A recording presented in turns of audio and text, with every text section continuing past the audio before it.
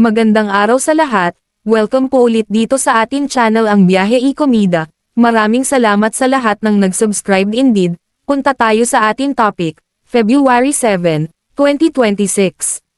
Mark Herras, Nicole Donesa naka-unfollow, sa isa't isa sa IG, hiwalay na.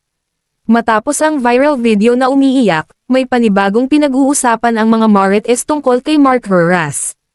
Ang tanong naman ngayon ng karamihan, hiwalay na kaya sila ng kanyang misis na si Nicole Donesa at ito kaya ang dahilan ng recent post ng aktor.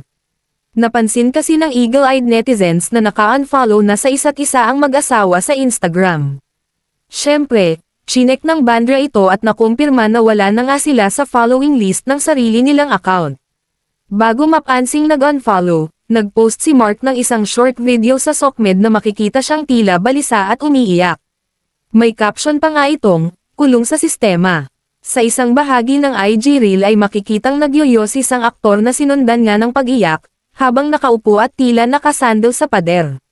May eksenang nagpupunas siya ng luha gamit ang pulang tuwalya at meron ding nagbibihis siya sa loob ng kwarto at naglalakad ng nakahod.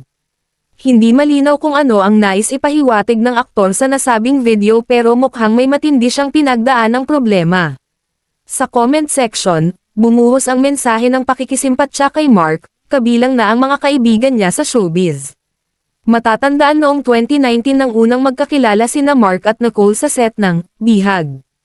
Taong 2021 naman nang ikinasal ang dalawa at biniyayaan ng dalawang anak. Patuloy na bisitahin ang website ng bandera at i-follow ang Instagram ni Mark Herras. E-click ang mga link sa description box.